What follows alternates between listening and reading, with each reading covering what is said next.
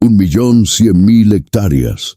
Eso era lo que la familia más famosa de la Revolución Mexicana poseía en el norte de México, mientras convocaba al país a quitarle la tierra a los ricos. 9 de noviembre de 1936. El tren Olivo entra a la estación de San Pedro de las Colonias. Los andenes están llenos, autoridades locales, jornaleros, reporteros. Todo el mundo sabe lo que viene. Un hombre baja primero, sin protocolo, sin discurso. Cruza la plaza central a paso largo, llega a una casa modesta frente al jardín y entra. La casa es conocida en el municipio. Todo el mundo sabe de quién fue. Sobre la pared encalada de la habitación principal hay un retrato de Emiliano Zapata. El hombre abre su maletín y se sienta a trabajar. Lo que tenía sobre la mesa era un decreto presidencial ya firmado. Un decreto que en los días siguientes iba a desmantelar las haciendas algodoneras más poderosas del norte de México, que iba a repartir entre los campesinos tierras que llevaban décadas en manos de una docena de familias, que iba a hacer lo que ningún gobierno posrevolucionario había tenido el temple de hacer en 19 años de promesas constitucionales, y lo iba a ejecutar desde ahí, desde esa casa, desde la misma habitación donde Francisco Ignacio Madero había escrito el manifiesto que detonó la revolución. Porque la familia cuyas tierras estaban a punto de desaparecer era exactamente esa, la familia Madero. Para entender la magnitud de lo que estaba ocurriendo, hay que entender primero los números. La familia Madero llegó a controlar más de 1.100.000 hectáreas en el norte de México, una superficie mayor que la suma de los estados de Tlaxcala y Colima juntos. Tierras en Coahuila, en Nuevo León, en Zacatecas, haciendas algodoneras en los márgenes del río Nazas, viñedos en Parras, minas de carbón en Sabinas. En los años de mayor auge, las haciendas de la laguna bajo control de familias como los Madero producían cerca de la mitad de todo el algodón de la República Mexicana. No una parte del algodón, no un porcentaje relevante, la mitad. Su patriarca, Evaristo Madero, fundó el primer banco del norte del país en 1892. Luego el segundo. José Vasconcelos, en su biografía del patriarca, lo escribió sin rodeos. Los Madero se contaban entre los más grandes latifundistas del país. 3 generaciones, más de 80 años construyendo ese poder. Y el hombre sentado en la habitación de San Pedro de las Colonias, con el retrato de Zapata detrás, se llamaba Lázaro Cárdenas. Tenía 41 años, venía de Michoacán, y no había venido a negociar. Para entender cómo llegó todo a ese punto, hay que ir al principio, no a la laguna, no a Coahuila, a una guerra que no fue de México. El año es 1861. En Estados Unidos acaba de comenzar la guerra más sangrienta de su historia, el norte contra el sur, la Unión contra la Confederación. El suramericano era el mayor productor de algodón del mundo. Sus plantaciones abastecían las fábricas textiles de Manchester, de Lyon, de Nueva York. Ese algodón era el motor de la economía confederada, y la Marina de Guerra de la Unión lo sabía. El bloqueo naval que el norte impuso sobre todos los puertos del sur fue total. Ningún barco confederado podía salir, ninguna fibra de algodón podía llegar a los mercados internacionales, excepto por una ruta, la frontera con México. Las caravanas confederadas cruzaban el río Bravo, recorrían el norte de Coahuila y llegaban a los puertos del Golfo Mexicano, donde la fibra podía embarcarse libremente hacia Europa.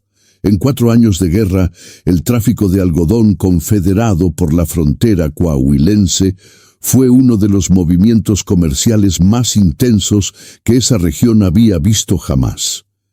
Y en Piedras Negras, en Villa de Guerrero, en los pasos fronterizos de Coahuila, había un hombre que entendió antes que nadie lo que significaba estar parado en el único camino que quedaba. Evaristo Madero tenía 33 años. Era hijo de un hacendado de Coahuila que había muerto cuando él era niño, dejándole deudas y una herencia difícil de sostener. Había administrado tierras desde la adolescencia, conducido convoyes de carga entre Saltillo y San Antonio, aprendido a moverse en los dos lados de la frontera, conocía el terreno, conocía a los hombres, conocía los ritmos del comercio en una región donde el dinero se movía sin demasiado estado que lo controlara. Cuando el algodón confederado empezó a cruzar por Coahuila, Evaristo no fabricaba nada, no cultivaba nada. Se convirtió en intermediario. Conectaba a los agentes confederados con los transportistas mexicanos, a los exportadores del Golfo con los compradores europeos. Tomaba una parte de cada operación. En 4 años de guerra acumuló el capital inicial que ningún hacendado coahuilense podía levantar con ganado o con maíz en una generación entera. Cuando la guerra terminó en 1865, Evaristo Madero tenía dinero para comprar tierra. Empezó por Parras. La hacienda de San Lorenzo llevaba décadas produciendo vino en Coahuila. Evaristo la adquirió. Hizo un viaje a Italia, a España, a Francia y a Portugal para seleccionar personalmente las mejores variedades de uva y convirtió la operación en una vinícola de primer nivel en el norte del país. Luego los nogales, luego el trigo, luego algo que nadie en la región había explotado todavía a escala industrial: el algodón. La comarca lagunera era entonces una región escasamente explotada entre Coahuila y Durango, atravesada por el río Nazas. Tierra plana, sol intenso, agua disponible cuando el río crecía. Evaristo trajo semilla de las colonias alemanas de Texas. Construyó canales de irrigación, expandió, compró más tierra, expandió otra vez. En 1892 fundó el Banco de Nuevo León, el primero del norte de México. En 1899, el Banco Mercantil de Monterrey, el segundo.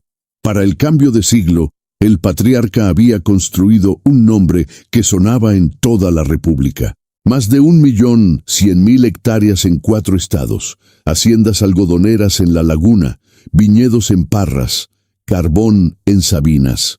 2 bancos. José Vasconcelos, en su biografía del patriarca, lo escribió sin rodeos. Los Maderos se contaban entre los más grandes latifundistas del país, pero acumular tierra es una cosa, mantenerla produciendo año tras año, en un desierto atravesado por un río caprichoso, es otra.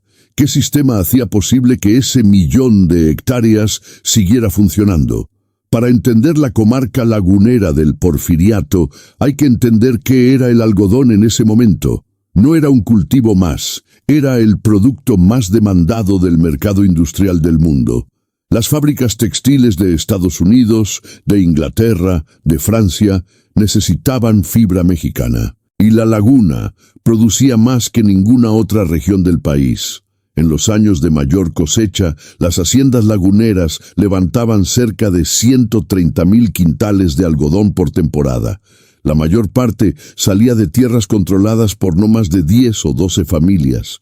Los Madero eran una de ellas. El sistema que hacía posible esa producción tenía un nombre: peonaje por deuda. Así funcionaba. Una familia llegaba a la hacienda buscando trabajo. Firmaba un contrato, recibía un adelanto de dinero. Con ese adelanto compraba lo que necesitaba en la tienda de raya, la tienda de la propia hacienda, la única a la que tenía acceso, donde los precios los fijaba el mismo hacendado que pagaba el salario. Lo que compraba nunca alcanzaba para cubrir la deuda. Lo que ganaba nunca era suficiente para saldarla, y la deuda se heredaba. Los hijos del peón nacían debiendo lo que su padre nunca pudo pagar. Los nietos también. La tierra que trabajaban no era suya. La tienda donde compraban no era suya. La deuda que cargaban tampoco la habían elegido. Era un sistema diseñado para que nadie saliera. En las haciendas algodoneras de la laguna trabajaban, según los registros del período, entre 50.000 y 60.000 jornaleros. La mayor parte eran peones acasillados. Vivían dentro de la hacienda, sin acceso a tierra propia, sin posibilidad de irse mientras la deuda existiera. Sus jornadas comenzaban con el primer gallo y terminaban con la última luz. El jornal era de 75 centavos al día. Mientras tanto, el algodón que cortaban con sus manos cruzaba la frontera y llegaba a las fábricas textiles de Nueva York y Manchester a precios internacionales. Los Madero no eran los únicos hacendados que operaban bajo ese sistema, eran parte de él. Como todos los propietarios de la laguna, construyeron su prosperidad sobre una estructura que ataba al trabajador a la tierra sin pagarle lo suficiente para que pudiera elegir algo distinto. El sistema funcionó durante décadas. El río Nazas crecía o decrecía. Las cosechas subían o bajaban con los precios internacionales. Los canales de irrigación se ampliaban cada temporada. Los bancos de la familia financiaban a los competidores y a los aliados por igual. Pero la estructura no cambiaba. Las deudas no se borraban. Las tierras no se repartían. Y en ese contexto, a finales de 1893, llegó a San Pedro de las Colonias un joven de 20 años que había pasado los últimos años estudiando en Maryland, en California y en París. Venía a hacerse cargo de las haciendas de su padre. Su nombre era Francisco Ignacio Madero. Y lo primero que hizo al llegar fue lo que su abuelo le había enseñado: ponerse a trabajar. Asumió la dirección de la compañía agrícola de la laguna junto a sus hermanos Alfonso y Emilio.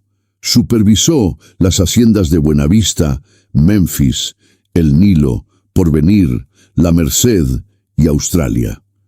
Administró el sistema. Lo que encontró adentro de ese sistema, lo que vio y gestionó durante los siguientes 15 años, iba a moldear algo que nadie entonces podía imaginar. Antes de continuar, una pausa breve. Si te interesan las investigaciones profundas sobre las estructuras de poder en la historia de México, suscríbete al canal y activa las notificaciones. Cada semana publicamos un nuevo caso. Y déjanos en los comentarios qué hacienda o familia quieres que investiguemos después. Tu apoyo hace posible este trabajo, porque hay una pregunta que no se puede evitar. ¿Qué le pasa a un hombre que administra durante 15 años un sistema de peonaje por deuda, que ve de cerca lo que ese sistema le hace a las familias que trabajan sus tierras, y que empieza a hacerse preguntas que ningún hacendado de la laguna se hacía en voz alta? Francisco Ignacio Madero no era como los otros hacendados de la laguna. Los hacendados de la región vivían en Torreón, en Saltillo, en la Ciudad de México. Administraban sus propiedades a distancia, a través de mayordomos y capataces. Llegaban en temporada de cosecha, revisaban los números y se iban. Francisco Madero se quedó. Se instaló en San Pedro de las Colonias y administró personalmente. Conocía a sus trabajadores por nombre, practicaba homeopatía y atendía a los peones enfermos de sus haciendas sin cobrarles. Construyó escuelas en sus propiedades para los hijos de los jornaleros, algo que ningún hacendado de la región había hecho antes. Era, por su propio esfuerzo, un hacendado distinto. También era, por la herencia de su abuelo, uno de los hacendados más ricos del norte del país. Esa tensión era real. Y Francisco Madero la vivió durante 15 años desde adentro. El año es 1908. Francisco Madero tiene 35 años. México está a 2 años del centenario de su independencia. Y el país lleva 32 años bajo el gobierno de un solo hombre, Porfirio Díaz. Desde la mesa de trabajo de su casa en San Pedro de las Colonias, administrando las haciendas algodoneras de la familia, Francisco Madero empieza a escribir. No un artículo, no una carta, un libro. La sucesión presidencial en 1910 pide democracia, elecciones libres, fin de la reelección indefinida. Circuló en todo el país. Tuvo un impacto que nadie esperaba y fue escrito ahí, en San Pedro de las Colonias, financiado por el algodón de la laguna, por el mismo sistema de peonaje por deuda que el autor administraba mientras escribía que México necesitaba justicia. La contradicción era enorme. Francisco Madero la veía. En discursos públicos de esa época, llegó a exhortar a los hacendados de la laguna a tratar mejor a sus trabajadores y a construir escuelas en sus propiedades. Lo dijo desde la posición de alguien que era él mismo uno de esos hacendados. En 1909 fundó el Partido Nacional Antirreeleccionista. La campaña presidencial que siguió fue financiada, en parte significativa, con dinero de las cosechas de algodón de las haciendas de la familia Madero en la laguna. La revolución que prometía tierra para los pobres comenzó a organizarse con el dinero del sistema que se los impedía. En noviembre de 1910, Francisco Madero lanzó el Plan de San Luis, el llamado a las armas. En mayo de 1911, Porfirio Díaz renunció y partió al exilio en un barco desde Veracruz. Francisco Madero ganó las elecciones con más del 90% de los votos. En noviembre de ese año entró al Palacio Nacional como presidente de México. El mayor latifundista de Coahuila tenía un nieto en la presidencia de la República. El sistema que Evaristo Madero había construido sobre el algodón confederado, sobre los bancos del norte, sobre el peonaje por deuda de la laguna, había producido al hombre que iba a cambiar México. Ese era el apogeo. Pero ahí, en ese momento de máximo poder, apareció la grieta que nadie en la familia quería ver. La revolución había prometido tierra a los campesinos. El artículo 27 de la Constitución de 1917 iba a consagrar esa promesa en papel. Y cuando esa promesa se cumpliera, iba a empezar exactamente por el tipo de propiedad que los Madero tenían en la laguna. Francisco Madero lo sabía, pero en febrero de 1913, antes de que pudiera resolver esa contradicción, fue arrestado en el Palacio Nacional durante la Decena Trágica y asesinado días después. Las haciendas de la laguna siguieron ahí, sin presidente, sin protección política directa, pero intactas.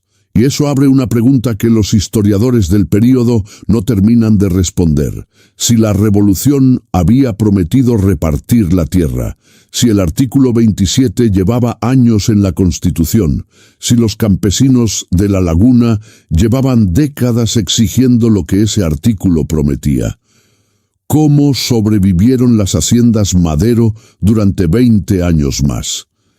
La respuesta tiene que ver con algo que los Madero entendían mejor que casi cualquier otra familia hacendada del norte. El nuevo Estado posrevolucionario no era un enemigo, era un sistema, y los sistemas se podían navegar. Ernesto Madero, tío de Francisco, había sido secretario de Hacienda en el gobierno revolucionario. La familia conocía los mecanismos del nuevo poder desde adentro. Sabía quién tomaba las decisiones reales, cómo funcionaban los recursos jurídicos, cuándo convenía ceder algo pequeño para conservar algo grande, cuando los ejércitos de Villa cruzaron la laguna en distintas direcciones, cuando los administradores cambiaban según quién controlaba la región esa semana, las haciendas algodoneras de la comarca sobrevivieron.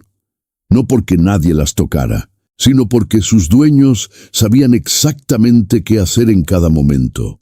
Vender la cosecha al ejército que mandara ese mes, cambiar de administrador cuando convenía, firmar los papeles que pedían, esperar. Para los años 20, la laguna seguía siendo la región algodonera más importante del país, y la promesa de la revolución seguía siendo solamente una promesa.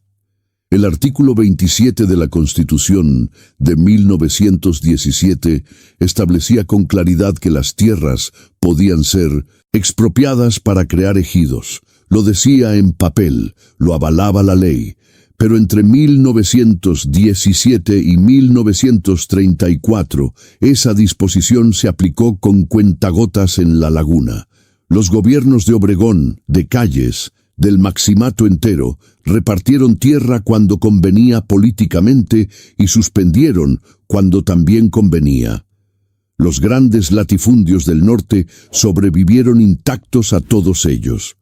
Los hacendados laguneros habían aprendido a operar dentro del nuevo sistema con los mismos instrumentos de siempre: dinero, abogados, contactos, fraccionamientos formales de propiedades entre familiares para mantenerse por debajo de los límites legales de afectación.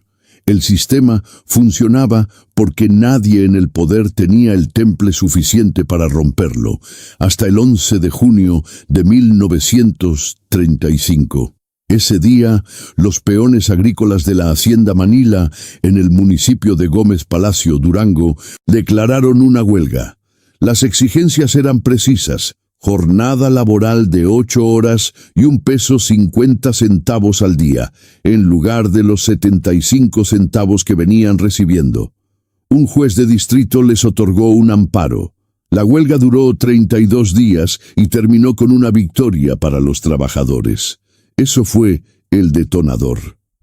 La huelga se extendió a la hacienda siguiente, luego a la siguiente, luego a 10 más. Para finales de 1935, más de 100 haciendas de la comarca lagunera enfrentaban paros laborales coordinados. 50.000 campesinos organizados exigían formalmente la dotación de ejidos. Los hacendados respondieron como siempre habían respondido: guardias blancas, presión sobre las autoridades locales, recursos jurídicos, telegramas a la Ciudad de México, argumentos sobre la productividad de la región, sobre la complejidad del sistema de irrigación, sobre el riesgo de desorganizar la producción algodonera más importante del país. Los argumentos eran los mismos de siempre, pero esta vez había algo diferente. Había un presidente que había estado mirando todo eso desde hacía 2 años, que había crecido en Michoacán viendo lo que las haciendas le hacían a la gente que las trabajaba, que había expulsado al jefe máximo del país en abril de 1935 y desde ese momento tenía el poder real en sus manos por primera vez. Un presidente que no iba a negociar con abogados. ¿Quién era ese hombre? ¿Y qué lo hacía diferente de todos los que habían venido antes? Lázaro Cárdenas nació el 21 de mayo de 1895 en Jiquilpan, Michoacán. Su padre era comerciante. Su madre tenía ascendencia indígena purépecha. La familia no tenía tierra. Vivían en un pueblo donde la sombra de las haciendas determinaba quién podía trabajar y quién no, cuándo había agua disponible y cuándo no, qué precio tenía el maíz y por qué razón oscura ese precio cambiaba cada temporada. Cárdenas creció viendo eso, no como observador, como hijo de una familia que dependía, como todas las demás familias del pueblo, de las decisiones que se tomaban en los cascos de las haciendas locales. Cuando estalló la revolución, Cárdenas tenía 15 años.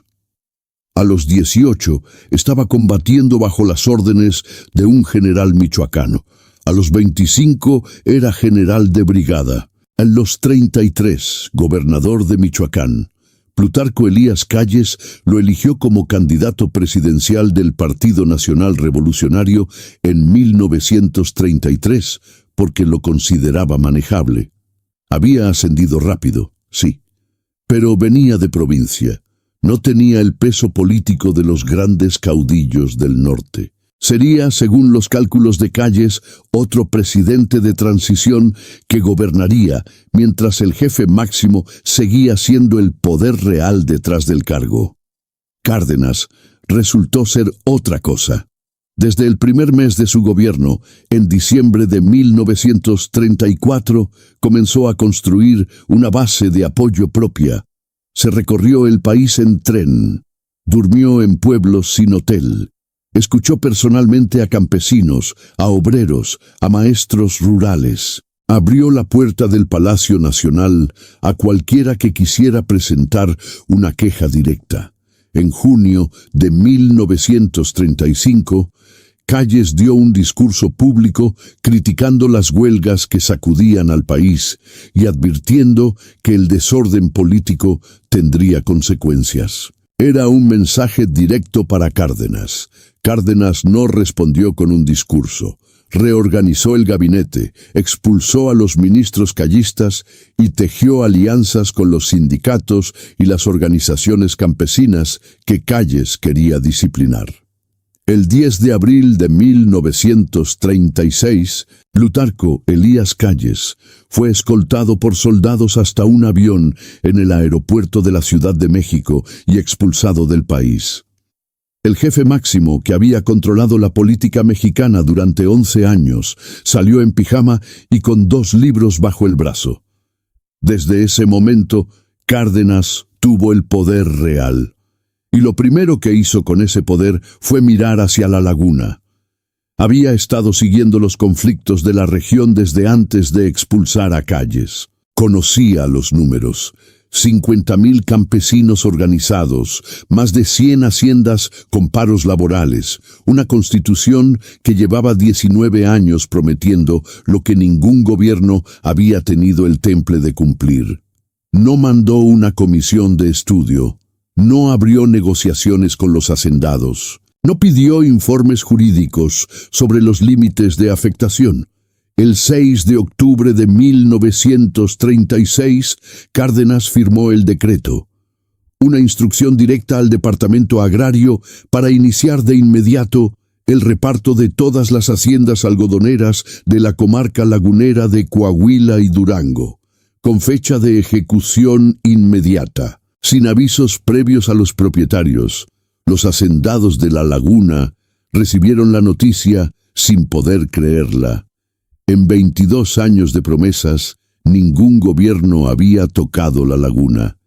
Creyeron que esta vez tampoco pasaría nada. Pero Cárdenas no iba a ejecutar ese decreto desde la Ciudad de México. Iba a ir personalmente, y el lugar que eligió como sede de operaciones lo dice todo sobre lo que estaba a punto de ocurrir. ¿Recuerdan lo que mencionamos al inicio? El 9 de noviembre de 1936, San Pedro de las Colonias, el tren Olivo en la estación, un hombre cruzando la plaza sin protocolo, sin discurso, empujando la puerta de una casa modesta frente al jardín central. Ya es momento de terminar esa escena. La casa que Lázaro Cárdenas eligió como sede de operaciones para ejecutar el reparto agrario más grande de la historia de México era la casa de Francisco Ignacio Madero. No fue un accidente, no fue la única casa disponible en San Pedro de las Colonias, fue una decisión. Cárdenas instaló su escritorio presidencial en la habitación principal. Sobre la pared encalada, alguien había colgado un retrato de Emiliano Zapata. Ahí, en esa habitación, con ese retrato detrás, el presidente comenzó a firmar las resoluciones que distribuían las tierras de la laguna entre los campesinos que las habían trabajado durante generaciones. Lo que Francisco Madero había prometido desde esa misma mesa cuando escribió su manifiesto revolucionario, Lázaro Cárdenas lo estaba ejecutando ahora desde esa misma silla. La ironía no necesita explicación. El proceso no fue lento. El 17 de octubre, 10 días después del decreto, el jefe del Departamento Agrario entregó las primeras dotaciones de tierra en la Hacienda Los Ángeles, en Gómez Palacio, 324 hectáreas de riego, 116 de eriazo. El propietario firmó. Los peones recibieron el título, y luego el siguiente ejido, y el siguiente, y el siguiente. Los ingenieros del departamento agrario trabajaban sin parar. Cárdenas había establecido un ritmo que ninguna burocracia federal había sostenido antes. Hubo días en que se constituyeron hasta 20 ejidos distintos. Los títulos se firmaban en el campo, frente a los trabajadores que los iban a recibir sin esperar trámites en la capital. Los hacendados que intentaron resistir recibieron una advertencia precisa: quien no cooperara voluntariamente con la entrega del excedente de sus tierras perdía el derecho a conservar la pequeña propiedad que la ley les garantizaba como límite máximo. Sin negociaciones, sin recursos adicionales, sin más tiempo. La resistencia, en casi todos los casos, duró exactamente lo que tardaban en entender que esta vez era diferente. Los que no lo entendieron a tiempo, lo perdieron todo. Los que lo entendieron firmaron y se fueron. Algunos maldijeron a Cárdenas mientras cargaban lo poco que podían llevar. Otros abandonaron la región sin decir nada. Unos pocos intentaron amparos que los tribunales rechazaron uno tras otro, pero el ritmo no se detuvo. Si llevas este tiempo con nosotros, significa que esta historia te está diciendo algo. Dale like si es así. Suscríbete al canal si todavía no lo has hecho. Y cuéntanos en los comentarios desde qué ciudad nos estás viendo. Esta historia del poder en México nos conecta desde todos los rincones donde el español nos une. Los números del resultado son precisos. En 45 días, el gobierno federal de Lázaro Cárdenas constituyó 296 ejidos colectivos en la comarca lagunera. 114.814 hectáreas de tierra de riego fueron distribuidas entre los trabajadores. 128.526 hectáreas de pastizal. 25.503 familias recibieron tierra. Lo que ningún gobierno posrevolucionario había hecho en 19 años de promesas constitucionales, Cárdenas lo ejecutó en 45 días. El historiador Jesús Silva Herzog, que vivió esos eventos en tiempo real, lo escribió así: ningún acto del gobierno de Cárdenas había producido una conmoción tan intensa en toda la República como la aplicación de la reforma agraria en la hasta entonces intocada región de la Laguna. Hasta entonces intocada. Esas dos palabras resumían todo. 19 años de artículo 27. 19 años de promesas. 19 años en que los instrumentos jurídicos, los contactos políticos y el dinero de los hacendados habían sido suficientes para que la laguna permaneciera exactamente como estaba. El 30 de noviembre de 1936, 54 días después del decreto, el Congreso del Estado de Coahuila emitió una resolución. El territorio donde habían estado las haciendas algodoneras de San Pedro de las Colonias se convertía en un nuevo municipio. El municipio recibió un nombre: Francisco Ignacio Madero. El lugar donde la familia había construido su parte del mayor latifundio del norte de México era, desde ese momento, el municipio que llevaba el nombre del hombre que los había construido. El mismo que había exhortado a los hacendados a tratar mejor a sus trabajadores mientras administraba sus propias haciendas. El mismo cuya casa Cárdenas había elegido para firmar los decretos que borraron lo que quedaba de todo eso. La tierra seguía ahí, el nombre seguía ahí. Solo el poder había desaparecido. Las familias que recibieron tierra en la laguna en octubre y noviembre de 1936 llevaban, en muchos casos, 3 generaciones trabajando esas tierras sin poseerlas. Sus abuelos habían llegado como peones en los años de la gran expansión algodonera, cuando Evaristo Madero y los otros hacendados de la región convirtieron el desierto coahuilense en la zona algodonera más importante del país. Sus padres habían nacido dentro de las haciendas con deudas heredadas que nunca pudieron saldar. Ellos habían pasado su vida entera con jornales de 75 centavos al día, mientras el algodón que cortaban con sus manos cruzaba la frontera y llegaba a los mercados de Nueva York y Manchester. Ninguno de ellos había elegido eso. Ninguno había podido salir. El ejido no les daba riqueza, les daba tierra. El modelo que Cárdenas impuso en La Laguna fue el ejido colectivo. Las hectáreas no se dividían en parcelas individuales, sino que se trabajaban como unidad productiva organizada. Los ejidatarios recibieron crédito del Banco Nacional de Crédito Ejidal, recibieron maquinaria, recibieron asistencia técnica, recibieron escuelas para sus hijos. Era un modelo más complejo que el simple reparto de parcelas y tuvo sus propios problemas en los años siguientes. La organización colectiva generó conflictos internos. Los créditos no siempre llegaban a tiempo. La curva de aprendizaje de administrar una operación algodonera sin un patrón que tomara todas las decisiones fue difícil y lenta.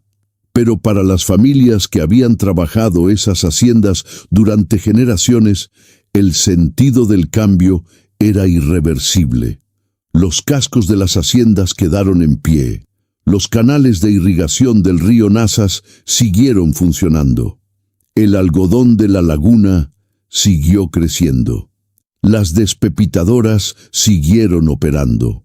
Lo que desapareció no fue la producción. Fue la estructura que había hecho posible que 12 familias controlaran lo que 50.000 trabajadores producían.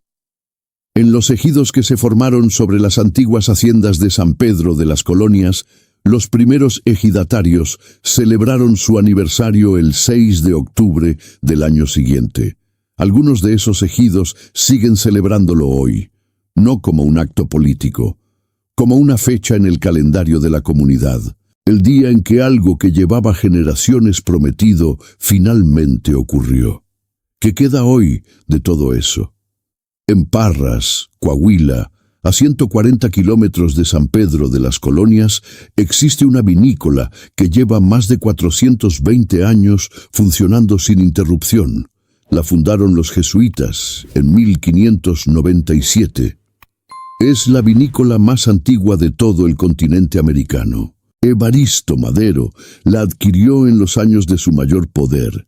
Viajó a Europa para traer las mejores variedades de uva y la convirtió en una de las operaciones vinícolas más modernas del norte del país. Hoy se llama Casa Madero. Sigue produciendo vino. Sigue llevando ese apellido. Es el único fragmento visible del imperio que Evaristo construyó, que sobrevivió a la revolución, a la reforma agraria y al siglo XX entero. Si llegaste hasta aquí, esta investigación logró acompañarte durante todo el recorrido. Eso es lo más valioso que puedes darnos. Dale like si esta historia te dejó pensando. Suscríbete si todavía no lo has hecho. Y cuéntanos en los comentarios qué parte de todo esto te sorprendió más. Cada comentario, cada suscripción, hace posible seguir trayendo historias como esta. La historia de los Madero no tiene un final limpio.